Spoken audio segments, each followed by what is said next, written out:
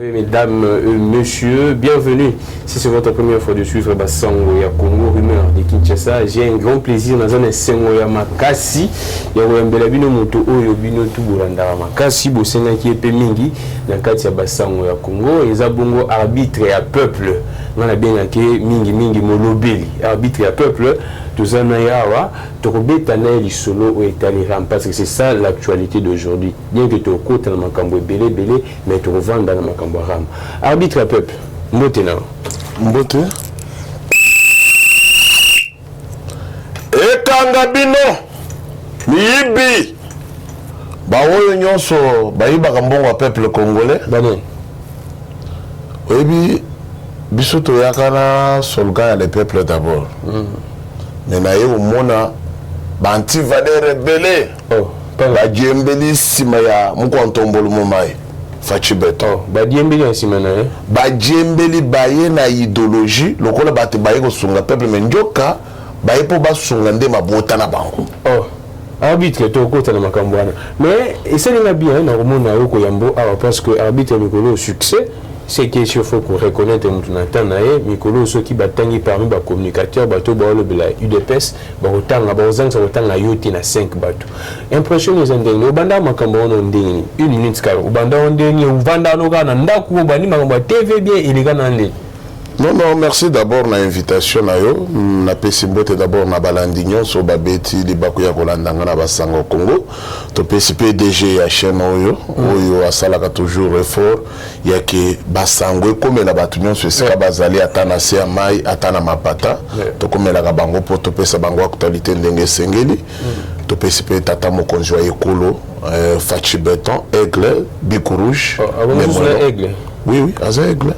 Bico Rouge, mokonzi ya déboulonnage, bakomesana, tebisaki bango bakomesana bayoka kite, topesi mbote elongo na mama Denise Nyakero, bakonzi nanga ya parti sans oublier bango quand même, Jean-Marc Kabundo, 520 JK ebende buka kebende, oyo makila ezali na nzoto na ye kokanga koloba ete azali congolais des pères et des mères, tala lelo idéologie ya malamu Jean-Marc Kabunda pesi bande ko kisenso école quand même école moderne nous avons quand même que monto azali na makila ba congolais mais batu mususu ba commission ngo polémique la PC secrétaire général oyo otaki aventure ko kendo tala quand même bande ko baza ko kengela muzole ya patriarche Etienne Tshisekedi wa Mulumbu asali biso le loto biso quand même toye bana biso quand même le loto banda loba makambo politique ye monto pesa toi ça bien na Martin Fayulu Martin Fayulu ko tout Martin Fayulu ay lobby awa Martin Fayulu aza toko lobake à cause de la 10e génération côté ya papa Etienne Tshisekedi wa Mulumbu ya wana tozali ko pesa bango nyonso mbote au Kistin Kabuya na ba combattant nyonso na ba combattante eska bazali ba kolanda biso na ba diaspora to arbitre et banda ngende pour comment na ba média le arbitre ba batala rayo belé. Non d'abord naza cadre na katia IDPS naza cadre naza président cellulaire il y a cellule béton carrière ezali fédération ya Tchangu section passe interjeune cellule béton carrière lelo yo bato ba sala confusion ebele to fongola moke ko eteke bato ba yeba bato bazo kanisa ke ba parlementaire debout bazali ba cadre au sein de l'UDPS non.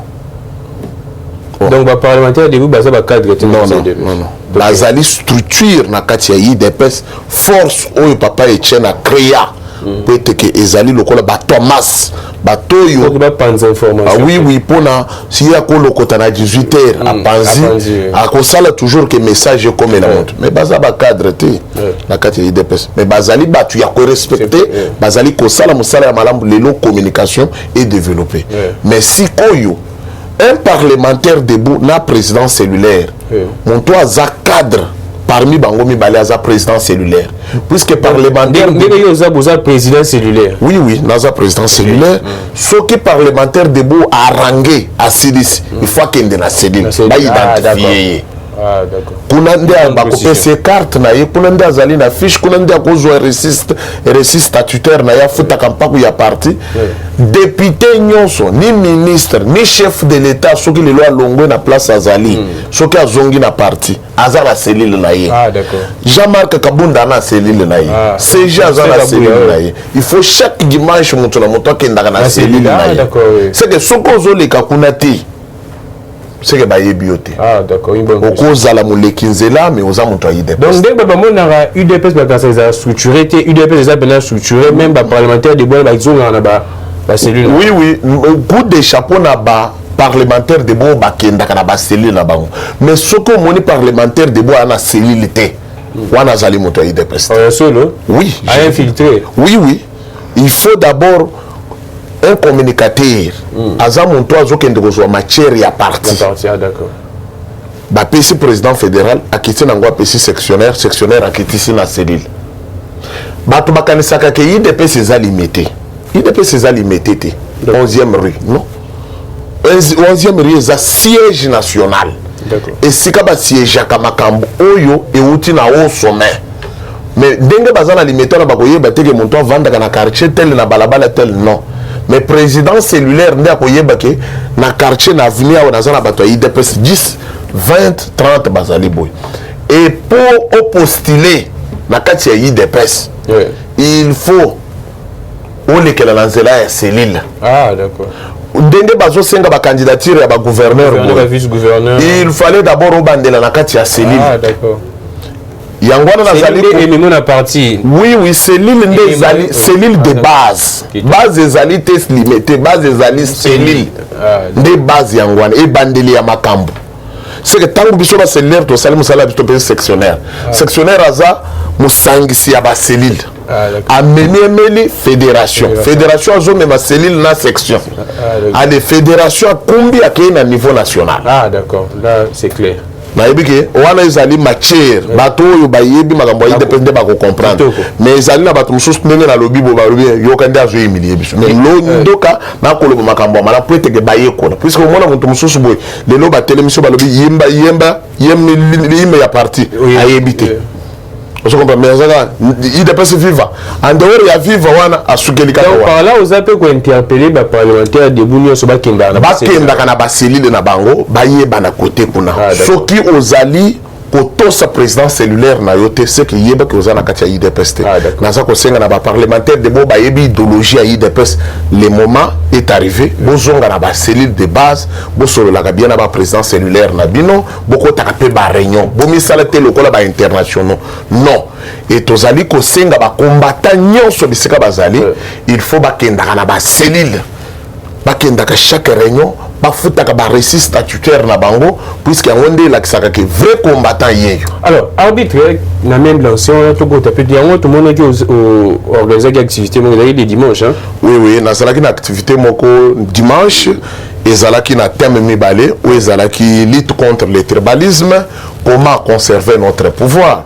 Yango tozalaki des très bons messages. Oui oui nazalaki un peu na bandeko oignon so bayaki ko soutenir nga na kozangisa d'abord ko pesa bango ba merci te na lakisaki bato puisque bato bazokanisa ke tant tozoleka na ba TV non ngai na lakisaka yango omoni so parlementaire de boleki amiku misaka oui ngape naza ko milakisa ke naza cellulaire o lelo na ko sala pe fierté ya parti na ngai leur ba cellulaire mususu bazozela fond et à niveau national que parti EPS naza ko bunda pour na l'accès visibilité ya parti na féliciter pour la monnaie image en tout cas une bonne base ba tata mikolo pena ouais ko sangisa cellule les alaka boy au moins na kata cellule bazalaka soki oza déjà na 50 membres déjà oza na cellule mais ngai nazo sangisa bato plus de 500 net na manifestation tozalaki au delà ya 3000.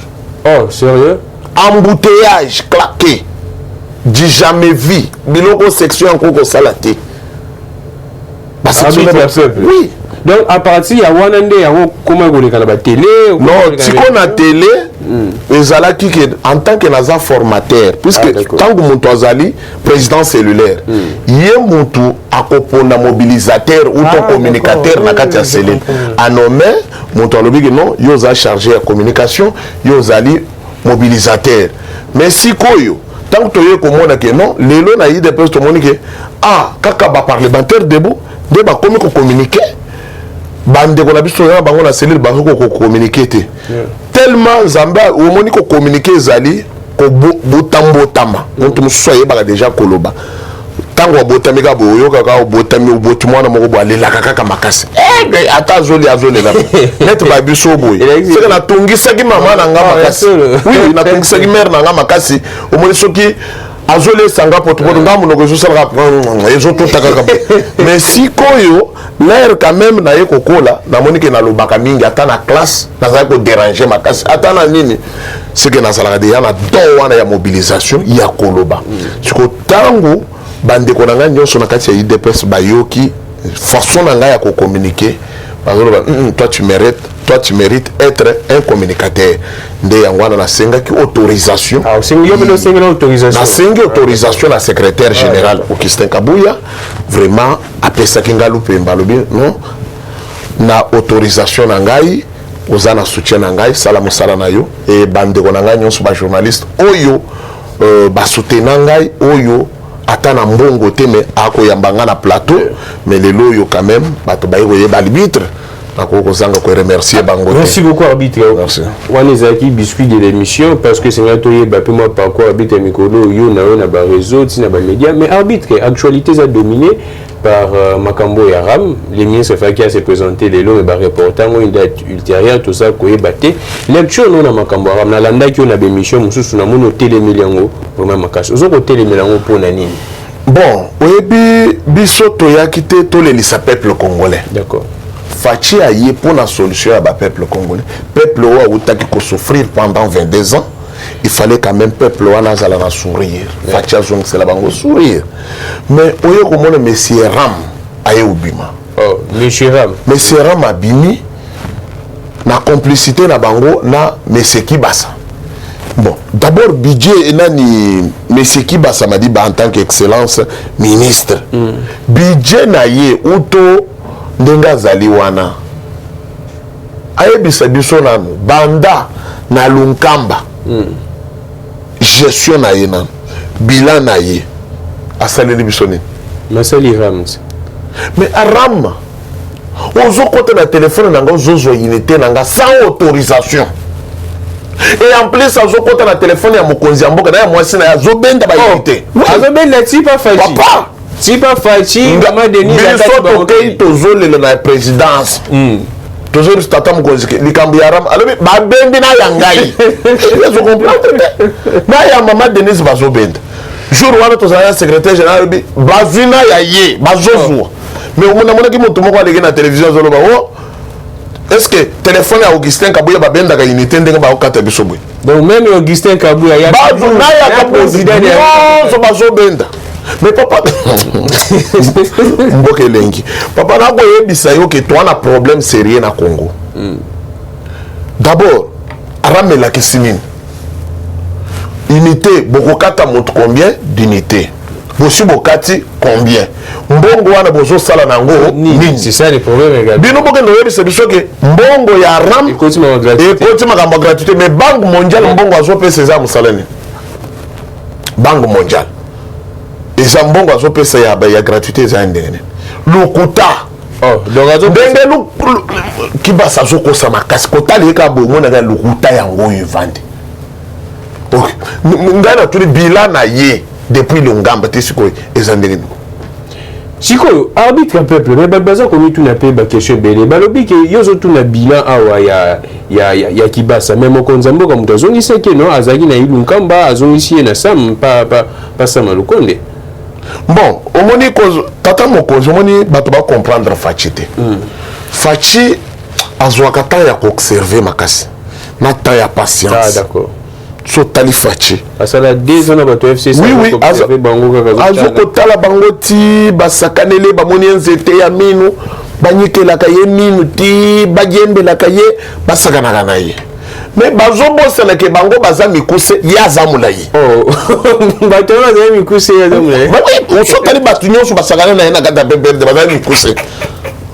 Mais ya zalaki mulayi koleka bango. moto molai ndenge aza molai wana ma yene mpe ezalaka molai bo nde aza koseka bango kaka ayebisa bango nyonso bozosala oyo mokolo na kolakisa bino ke naza molai bokosuka yango nazali koyebisa oke lere bazongisi kibasa croyant ke akosala lisusu likambo ya malamu mais likambo ebomi kibasa ezali rama oyo bozozwa unité na ngai neti lobi bazwi lisusu bazokontinue kozwa nani basuspendre eloko yango te puiske biso tolobi boye ata basuspendre me bayebisa biso mbongo na biso bazwi na batele basali na yango nini.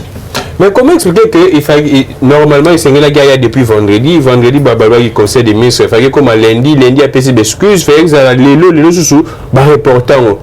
Quel est le vrai problème? Problème est à l'Assemblée nationale ou bien problème est à Panayemoko? Toyebi problème ya Congo na biso. Ezali. Congo na biso ezalaka tangu boye na kanda. Lokola Kibasa pesaki ba député kanda yebisi bango que j'étais choqué na ba malo mususu ezalaki awo. Ba député ba choqué ba bengi escroc. Ah ba lobiti na yeti siko ya ke koluka deuxième stratégie na ko voir ba député oyo ndenge nini. T'as vendu à stratégie. Comment bino bolobi montoya dans 48 heures comme sikoyo 300 il se déjà papa finalement ezanine. On est pas député hein. Babosa na kate ndeko gramique. Babosa na teke biso peuple ndeto vota ki bango 2023 bakozonga lisusu poto voter bango. Nyonso bazo sala biso peuple toza kotala. Et ministre wana bosa na teke azana service ya peuple. Biso to lingite bato baya ko fingisa mokonzi ya mboka. Biso to lingite bato ba salir mokonzi ya mboka. Mais Kibasa a contribué à la vision du chef de l'État. Parce que combien de bato ba fingi mokonzi ya mboka pona makambo aram. En tout cas, maman mon amoni na ba image a tuni rama o ba l'exata na TV to mona eso za nini arama kibasate azala so kibasate azaka basarama ram yewa ne kibasa yewa na ram idéologie on soit de ndako zongoa communication fouti yena directeur na ye RPTC wana télécommunication mutu ya nani yote ya kamera epasa nansi kasi nde tuzako lobat communication ne ba ko yebisa biso eza bazana so bazanga soni 0,0 na bilan na bango bakanga hémorragie na bango ya ram wana inité na ngai ya passe nyetu mukolo wana nazalaki na benga vie na ngamo ko boya chena ngata mo $20 na chesa unité na tikala 2000 francs boum ba récupérer otikali vide na tikali vide na bomko benga bo chongo ezoli ga sute Kibasa sengeli akende. Kibasa ko continue. Kibasa sengeli akende. Akende. Kibasa ko mériter lisusu na gouvernement oité. Donc mokonzi mboka fa ngo non, eza dossier mokonzi mboka. Kolongo ya ministre wana eza peuple. Peuple baza banani ba député na biso. Il faut balongula ye. D'accord. Mais il y a un élément de dossier là, mokonzi mboka telemila ki on a mais apekisa yango makambo ba recouvrement na maison ngandenge ni. Bato balingi koyoka mokonzi mboka te. Bazomona mokonzi ya mboka lokola camarade na bango. Tala comme exemple ya makambo ya ba port privé. Ya wana kutuweni aloba telemela ba biloko wana. Atelemela ba biloko wana lobi ba port privé nyonso ezala. Une année na yebiso Kankonde. Oh Kankonde. Oui. Aloba kango na sia Kankonde. Na sia régime ya Kankonde. Exactement. Ayebisaka Kankonde na intérieur que Salamas bakanga ba biloko. Mais Kankonde atikala baba. Oh, tu peux comprendre, mon dossier a bien chop chop. Allez, avimban. Na ram mokonzi mboka alobi mokonzi mboka lobeli Kibasa. Explique-moi d'abord qui est ram. Ram c'est quoi? Alobi initiative bozu eza malamu. Na explication ba pesa mokonzi mboka. Mais il faut chercher un peu des méthodes ya koyeba kozwa unité na ba téléphone na bato communication ezala makasi de deux moto soit chez moi sans unité pourquoi bien data 20 unité ata 10 mais lokola eza commission na bango basangana na ba Vodacom na ba Airtel na ba Orange bango nyonso na ba pourcentage kuna bazolia bazobenda biso unité ba lo mboka elengi lokola kabila vandi na kenga kati mikolo oyo akoloba ete ba congolais basi batikali na bango balela ngai mboka elengi akomata na jemba kuna na kinga kati jemba mbokele nde yango wana toza koloba ete bato bazomona mokonzi ya mboka faci lokola camarade na bango kibasa soki akomprendaka mokonzi ya mboka alinga koya kokoya na makambo nyonso ete donc soki naosala lecture ya makambo ya kibasa oyo naomona o ndenge mona makambo ya kamere ta baza kopekisa tozomona azoka te sikoyo ntango justice ovandela ye ekomi makambo mokonzi ya mboka tokotika biso peuple soki balongoli mesi arama te mesi arama kibasa te biso peuple tokozala na nzela mpona kosenga kokende ya mesi arama kibasa na lepa puisque tokokolinga te na moment oyo mboka eza na difficulté makasi boye yo obanda konyokola bato tina baunité na bango et en plus de ça moni ke eloko wana epesi solo epesi mabe ole batelemisa bazokontinue kozwa isue baunité ya bato mais arbitre il y a un élément important wana bato baza kosoulever mpe na cc balobi ke apparemment les ministres serrés na conditionnel beau-frère ya mokonzi ya mboka aza beau-frère ya mokonzi ya mboka non soki ezala beau-frère ya mokonzi ya mboka mokonzi alinga koyebisa ye te mais bomoni aleli molai nyonso ekwei akondaki jour wana na assemblée nationale ki beau-frère eza te na pouvoir oyo ozala ndeko ya mokonzi ya mboka ozala famille na ye ozala semeki na ye place eza te mer biso tozali kokende na banzela toyebaki basemeki toyebaki banoko bazalaki te mais lelo bayebisa biso moto moko abima oyo ngai naza ndeko ya mokonzi ya mboka oyo ngai naza semeki na ye bazolinga kosakana na kombo ya mokonzi ngai kutu nalukaka moto akoloba biloko ya marke wana ke ngai naza semeki ya mokonzi ya mboka totuna ye politike abandela wapi bazwa kombo ya mokonzi ya mboka mpo basaliri yango te ntango udps ezobunda mpena bamanche ezosalama augustin kibasa maliba papa na ye toyebi ye mais ye mwana totikala komona ete ya na bamanche ya udps wana kibasa bapesi ye opportunité mais ye asakani na po opportunité na ye ya lokola moto baceli ye kici mais yatiki kici avandi na mabele zongo ndete bato belokola bakibasa wana alors arbitre ya peuple nayebi odénoncera bamiyibi eza na deux dossiers senge tobeta yango shosho eza dossier lobby ministre ya finance Nicolas Kazadi na juge alingi ete bazalaki na okatanga bake basuspendre bato basala na douane oyo baza kofavoriser contrebande na fraude pétrolière tozwa dossier oyo tozwi mpe dossier ya baport illégaux lecture eza ndenge nini bato bazokontinue kaka kopille baresource ya mboka na biso lobby na okatanga badécouvrir il y a des bateaux baza na mandat ya l'état ou soit baza na mandat mais baza na prérogative ya l'état bateaux basa ba douanier oyo l'état tia wana pour que basa la musala bien pour que ba recette ya na mboka bango nde baza ko favoriser pour que basa la fraude ya pétrole ba mbongo ekota na kesa l'état te oyebi ndeko gramique mboko oyo nayebi te po to changer au moins kaka lokolo toza na mokonzi moko ayebi nzambe kondima na ye acheli yango nzambe pe vision na ye nyonso makambo nyonso acheli nzambe mais il faut kaka kosere mpe bamalu wana makasi mpe kochange mpe idéologie ndenge toyembaka tolobaka ye bakomesana wana elingi kolakisa ke bakocomprendre bakoya korejoindre bisoki bato bacomprendre ke mokonzi ya mboka aye te mpona koyiba aye te mpona koseka aye po kopezongisela congolais valeur na kopesa ye esengo babotelaki ye pendant 22 ans et pas monsieur Kabila. Le problème est que bamiyibi baza mingi ngai nazalaka mawa te na bamiyibi omoni avant basala gouvernement oyo nayebisaki tata mokonzi ya ekolo nayebisaki premier ministre nayebisaki bango ke la seule solution ya tolonga bamiyibi na Congo bopesa nga ministère moko ministère wana ezala na kombo ministère ya discipline. Oh, donc il faut bâtir un ministère de discipline. Oui, bâtir oui, papa. Bâtir un ministère de discipline. Tant que tu as un ministère de discipline, eza kaka soki bayoki ke muntu ayibi bakende na ye na makala te bazoya na ye na ministère nanga bakomi na ye kuna naza na bafimbu na nga ata san elalaka kaka na 3 mai eza kaka tozwi ministre wana tolalisi ye totande na coupe na oui oui naza kaka nazwi moko na wana basimbie na maboko na nini nazwi moko 100 tozwi bakamera eza wana bino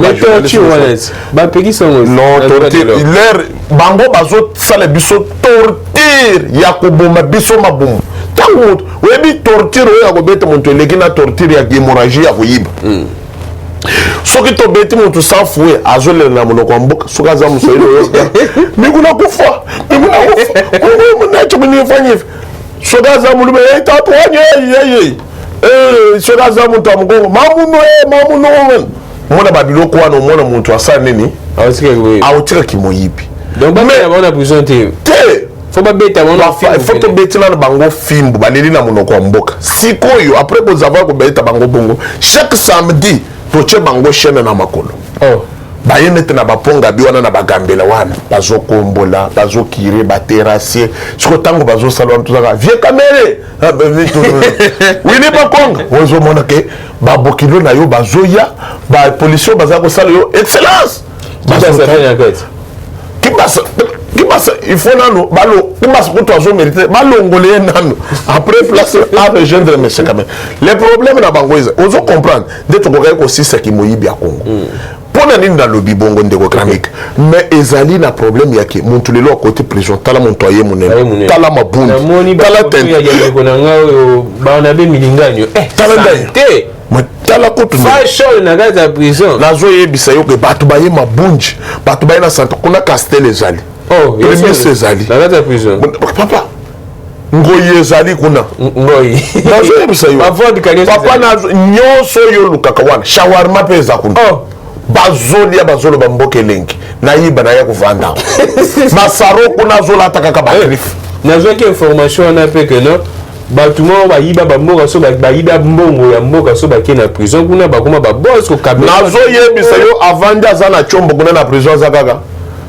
bosi bokomi na 40e niveau botongi de mutu na prison yango lo monaki bande kwa makala bayebisa ngai ke arbitre lokoli yo zango lobeli na biso proposer chef de l'état longola prison na makala atinda ngo na kenge oui ba prisonnier ya kala bazala ko katisa bango bilanga ndeko prisonnier bakoko tika yebo libre te prisonnier lokolo to na problème ya kolia na Congo mon lelo bazui bakolo na batindi bango na kanyama bakozwa pe ba prisonnier oyo nyonso ya ba miyibi politique oyo batindi bango ba bandoka television bilanga na bandundu wana uzomona ke toko diminuer chômage ya kolia mais bato bafandi kaka na prison minute ko libu mwesali ngai passe libu mwesali yo passe hôpital eza passe mais babola bazakuna na kati bango babelaka te yango tozali kosenga ete nde problème ya difficulté nyonso soki bayokelaka ngai mbele makambo nyonso eza te ngai nazosenga d'abord ke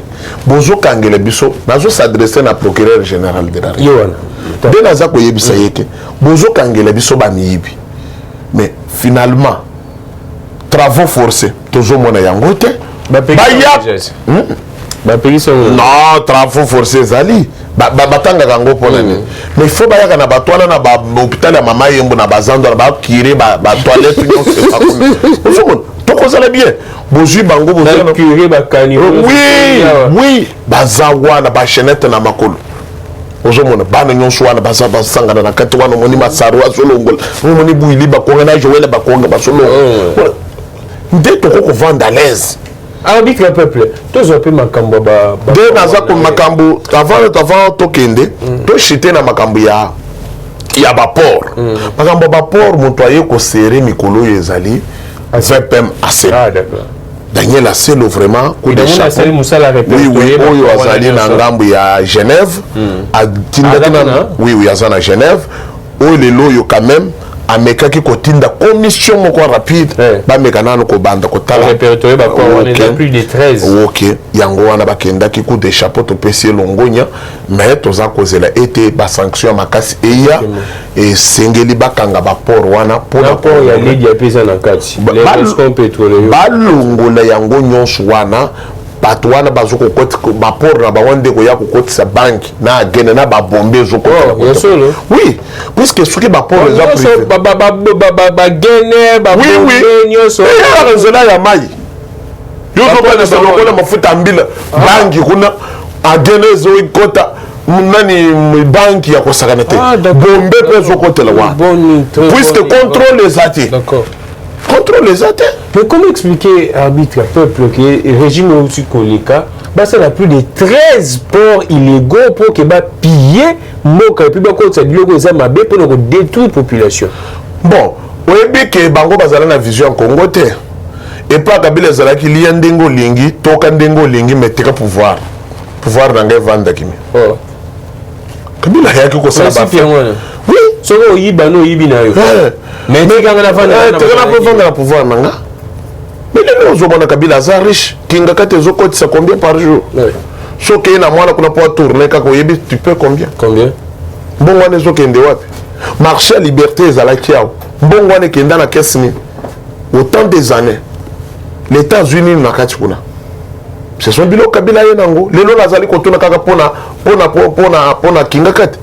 Lelo yo mama yembo etikali ndenge nini campus etikali ndenge nini mais kende na hôpital ya mama Olive na Bibwa otala yango meilleur hôpital kendo tala mais pona nini nyonso wana ba pesa ba trophée nde toza koloba ete bango bayaki ba détruire biloko etalaki ya Congo ya ba congolais weza public we ko salisa bana mboka ba créer ya bango ya privé na mituna kana loba kini marché za ya nani toyeba est-ce que yo yebi mukolo kini marché ndenge toyoka so ya baindien nde nazo kotuna yo ke yo yebi mukolo kini marché yo yebi mukolo supermarché bamindele wana yo teli elongi ya bamindele wana bakozwa mbongo ya kosala babiloko wana eza na bato baza na nsima na babatami bazwi to baprisonnier wana batie bango liboso tala na liboso ya bato baenge wana yo moni bakozala na bacapitale combien mo bakotonga babiloko wana kongo ezalaki bazokende kodefa bapaya batie bango liboso bango baza na nsima mais mpona koproduire na bandeko na bango bacongolais bakokoproduire na bango te congolais azolinga ke ai na moninga na ye congolais ai na moninga na ye congolais akufa na mpasi amona mpasi alelaka mpasi alandaka ye na nsima alobaka ke ye mei nde mosala congolais alingi mais po ayebake no na investir na nzela ya congolais oyo ndeko na nga oyo mpe akende liboso congolais azomona ngoma be mais soki tozala na bolingo lokola bandeko na biso badiaspora bavandi libanda omonake bavandi quand même basalaka misala ya pasi balamukaka heure moko ta mosusu alamuka 4 heures akei 23 aye mosala 23 heures azozwa mbongo wana oyoki ta mosusu bafutaka ye 3000 euros wana ntango kolongola ya ndako bafacture kilikili ya mituka ya mai ya courant mais ozomona moto wana so obengi olobi oza na problème moko boye atie yo na programme quand même atindi moi 100 atindi moi 200 atindi moi 50 mais eza bolingo eza wa te ata moto aza na million ato senge ndenge na arbitre to soki c'est na question ya seni jusque là moto akosuccéder na nanga na yebani te bacatholique baloba boye ecc baloba boye église de réveil baloba boye eza koyebana te le problème c'est quoi au juste kuna bato ya dodo kamba bafunda église catholique bato église catholique bafunda bato ya église de réveil le problème c'est quoi eza busoni na bunzambe busoni na bunzambe busoto na bunzambe bazanga molimo batikala na nzoto oh bango to wana bazanga molimo batikala na nzoto wewe donc ba bible wana batangela biso non nasina yebisi yo puisque soki bazali batata molimo soki vraiment bazalaka basambelaka tata nzambe wa likolo tokokokoma na baniveau wana te donc on apesi bango bachance belé mais ntango bazopesa bango wana yo yoki peuple alobi elingi koloba te ke lokola bango batie bango place wana bango baleki biso na kosambela te baleki biso na mayele te ka mpe na kocrée église na nga lobi nakomi mosali ya nzambe batie nga mpe place wana mais koma bato oyo bakimelaka epa na bango na ntango ya makambo ya makasi bafacilite makambo me lelo bango bakolisi makambo nde bango bakomi dur ndeko Kramik koma bino boza nombre ya 2 personnes bato bolingika 6 personnes wana bafukamela bino. C'est ça également le problème, hein? Oui, non. Il faut botter les biso molimo, il faut botter les biso bonzambe. Yango na bengi yango buso to na kati ya bonzambe. Bazo lo bakino bango bazana expérience koleka l'église ana musu. Papa, mais tozalaki awa. Tozalaki awa ndeko na ngai. Monsieur Abe mal. Autaki wapi? Babi bango bawanga na re. Non. Autaki wapi ndeko na ngai. Tozotala makambo nyonso. Non, il faut batu babota nde motema malamu ya koyeba ke non otozali ko bundele zali intérêt ya peuple congolais. Il faut pe ko sala makambo kotikela nzambe sika na ye. Nyonso bazo sala nzambe bazotala bango. Batu baza koyela ba intérêt na bango personnel. Eza nyonso wana te. Nzambe akomona bango. Balongola busoto na kati ya bonzambe. Bien solution aux alani Assemblée nationale a tranché kaka ou bien sengeli tout ça la nini. Non, Assemblée siko yo comme ko kende siko na niveau Assemblée nationale. Ngape na kolinga teke les 6 bafuka mela batu ya mibale non. Et la kisebiso démocratie te. Ta subonzambe te. Mais ba mibale pe faut ba comprendre. Il faut pe 6 wana ba yo ka souci ya bawo ya mibale, mais bango ba yeba ke bawo baza majorité. Puisque l'église les loyaux mon temps comme bêta lo boko na motema que non catholique non ngai assemblée na catholique te malgré bakoko na biso ba parents na biso ba otana catholique mais lelo ba église de réveil comme ko développer ko le dominer même catholique azui ko te réveil a continuer na gata catholique parce que amoni balali pongi mingi bato mosusu baboya kogumba mela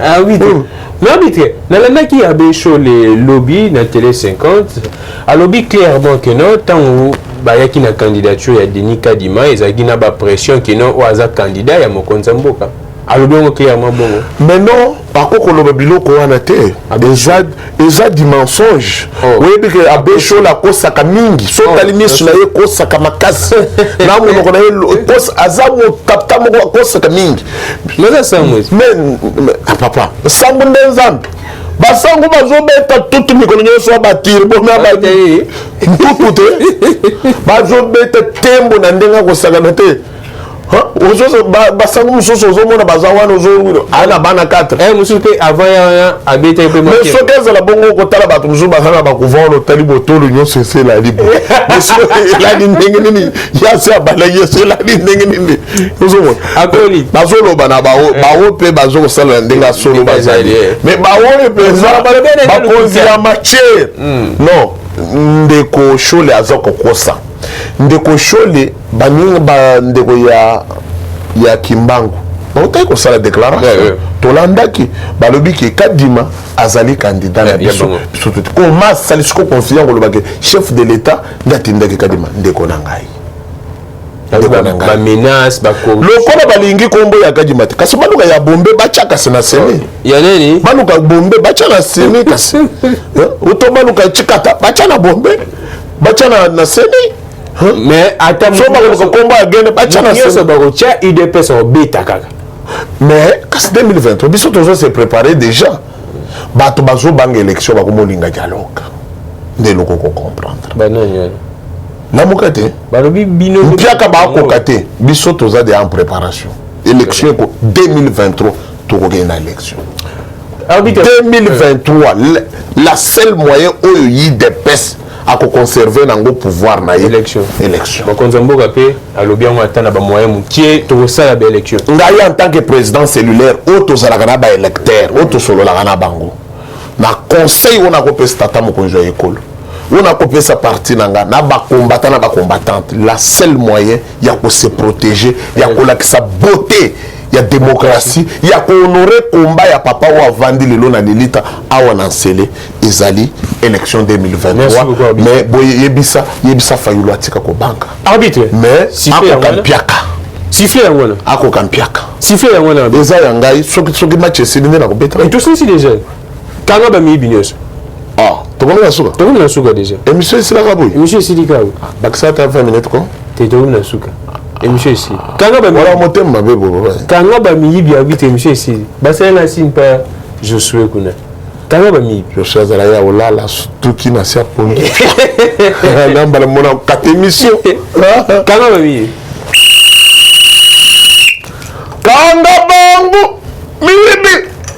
Merci beaucoup, vraiment.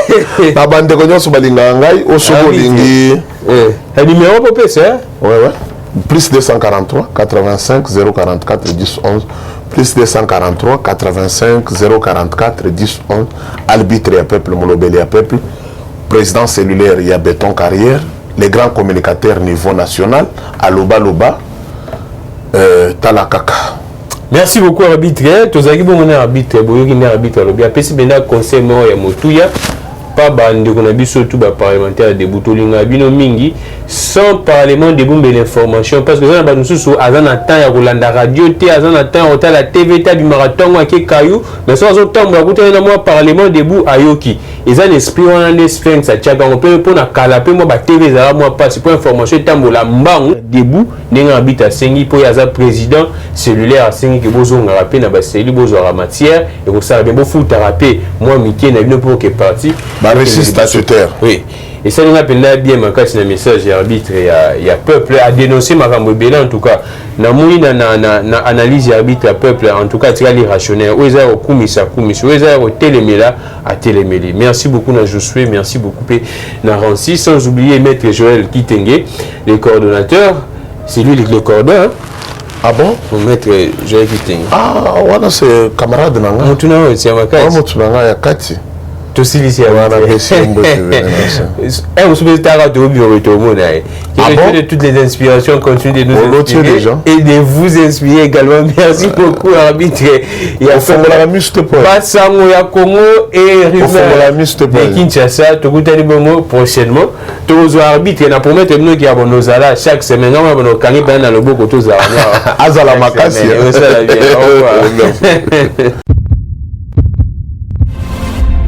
Eshima, votre magazine qui bat au rythme de l'actualité. Retrouvez la nouvelle édition.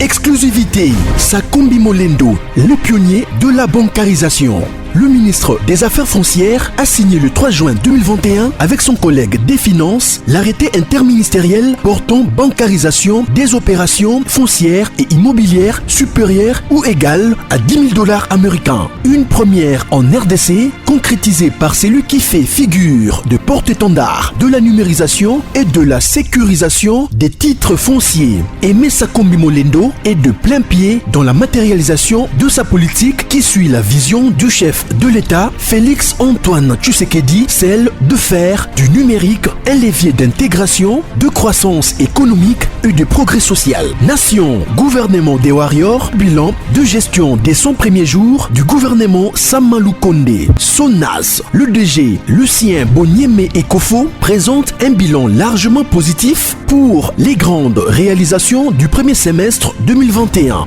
À lire également l'interview de Seth Kikouni portée sur les questions d'actualité. À la découverte de Tissia Mukuna, la DG de la marque La Quinoise, café planté et transformé à Kinshasa. Interview exclusive de Richard Ilunga, DG de l'ONIP, qui confirme l'identification de la population congolaise avant les élections 2023. Un an de patrouille financière, les audits de l'IGF mettent à l'écart les mandataires impliqués dans la mauvaise gestion des deniers publics grâce à Jules Alinguete, inspecteur général des finances, chef de service. Une analyse sur les coups d'État en Afrique et leurs conséquences. Retrouvez l'intégralité du magazine Eshima dans les kiosques. Eshima Magazine, un nouveau standard d'information.